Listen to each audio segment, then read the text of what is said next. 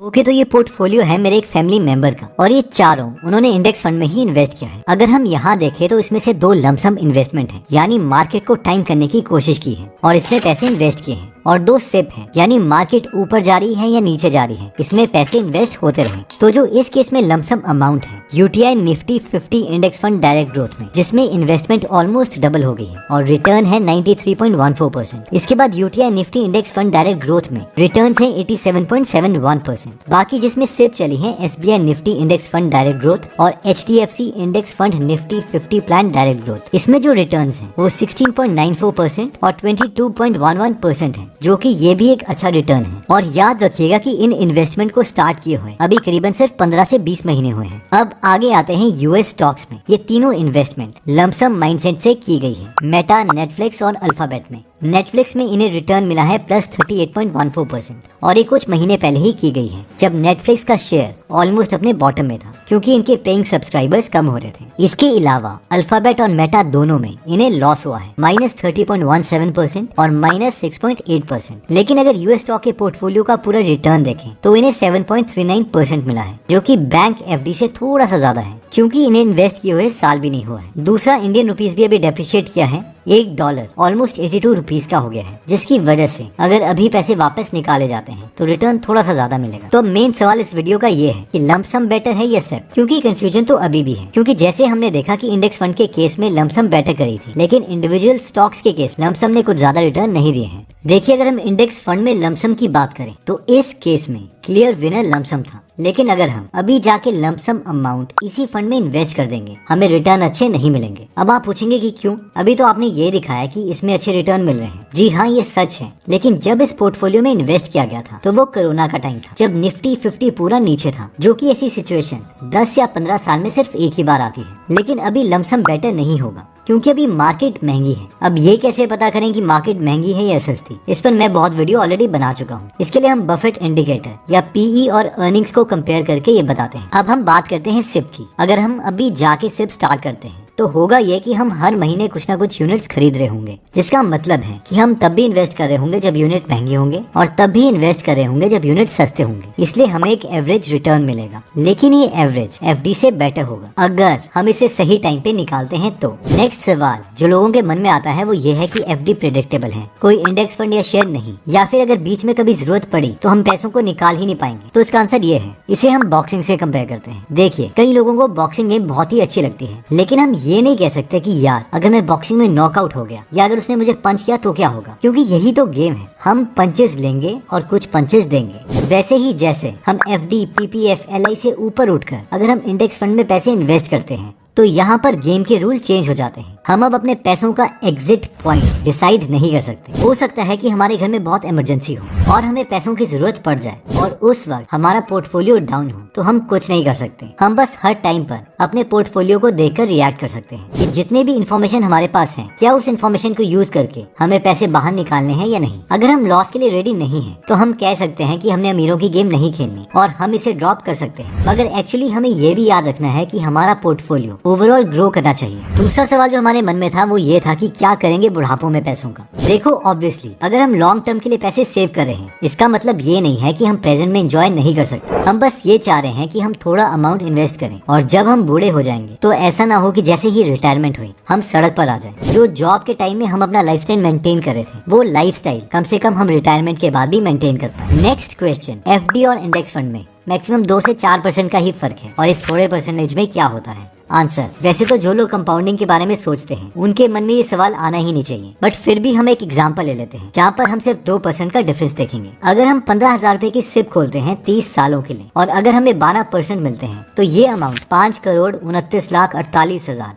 और 707 रुपए बनता है। लेकिन अगर हम सब कुछ सेम रखें और दूसरी इन्वेस्टमेंट व्हीकल में 12% की जगह 14% कर दें तो ये अमाउंट लगभग 3 करोड़ से बढ़ जाता है, यानी 8,33,55,000 और 834 रुपए। तो आई होप आपको इसका आंसर मिल गया होगा कि 2% से क्या फर्क पड़ता है। नेक्स्ट सवाल, इंडेक्स फंड ही क्यों, कोई normal actively managed mutual fund क्यों नहीं? आंसर, देखो शायद मैं जॉन बॉगल का बहुत बड़ा फैन हूँ, इसलिए उनकी थ्योरी पर ज्यादा विश्वास करता हूँ। जिन्हें नहीं पता, जॉन बॉगल को फादर ऑफ इन्वेस्टिंग कहा जाता है, क्योंकि इन्होंने ही पहला इंडेक्स फंड का कॉन्सेप्ट दिया था और इन्होंने 1975 में द वैनगार्ड ग्रुप इंक की फॉर्मेशन की थी, जिसका काम था लोगों के पैसे इन्वेस्ट करना, और इन्होंने अपने इन्वेस्टर्स को बहुत पैसे कमा के दिए हैं। इन्होंने बहुत फेमस बुक्स भी लिखी हैं, जैसे कि common sense on mutual fund and the little book on common sense investing, जिसमें इन्होंने काफी रीजंस दिए हैं कि हमें एक्टिवली मैनेज्ड म्यूचुअल फंड में इन्वेस्ट नहीं करना चाहिए। इवन वॉरेन बफेट ने बर्कशायर हैथवे की एनुअल मीटिंग में इनकी बहुत तारीफ करी थी। Jack Bogle, who I talked about in the annual report. Jack Bogle has probably done more for the American investor.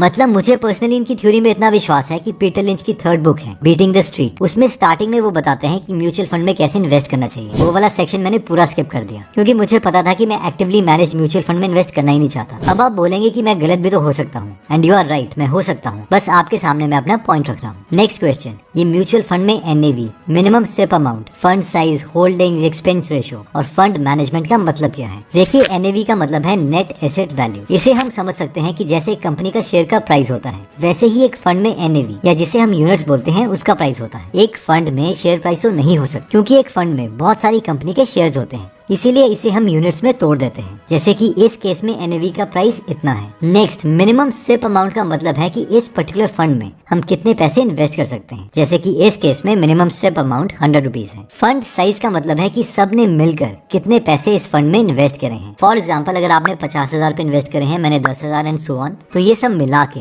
ये कितना बना। जैसे कि इस केस में total fund size 738 crore rupees है। होल्डिंग्स हमें बताती है कि इस फंड में कौन कौन सी कंपनीज में कितने पैसे इन्वेस्ट किए गए हैं। नेक्स्ट आता है एक्सपेंस रेशियो। देखो, जो भी कोई फंड है, उस फंड को मैनेज करने के लिए फंड मैनेजर की सैलरी लगेगी, एडवर्टाइजिंग कॉस्ट लगेगी, एक्सेट्रा, तो उसकी जो फीस है उसे कहते हैं हम एक्सपेंस रेशियो। फॉर एग्जांपल, अगर हमने एक साल में 1 लाख रुपए इन्वेस्ट करे हैं और किसी फंड का एक्सपेंस रेशियो 1% है, तो हमें इन्हें 1000 रुपीज देने पड़ेंगे। अब अगर हम जब भी देखते हैं तो किसी भी इंडेक्स फंड का एक्सपेंस रेशियो कम होता है, लेकिन किसी भी एक्टिवली मैनेज्ड म्यूचुअल फंड का एक्सपेंस रेशियो ज्यादा है, क्योंकि एक्टिवली मैनेज म्यूचुअल फंड में मैनेजर्स को ज्यादा काम करना पड़ता है, जैसे कि स्टॉक्स की रिसर्च एक्सेट्रा, कि कौन कौन सी कंपनी के शेयर्स खरीदने हैं। अब ये देखिए, ICICI prudential commodities fund direct growth के केस में एक्सपेंस रेशियो 1.07% का है, जबकि यूटीआई निफ्टी 50 में एक्सपेंस रेशियो 0.2% है। नेक्स्ट, फंड मैनेजमेंट का मतलब है कि ये जो फंड है उन्हें कौन लोग मैनेज कर रहे हैं, जैसे कि इस केस में प्रियंका खंडेलवाल और ललित कुमार इसे मैनेज कर रहे हैं। Next question,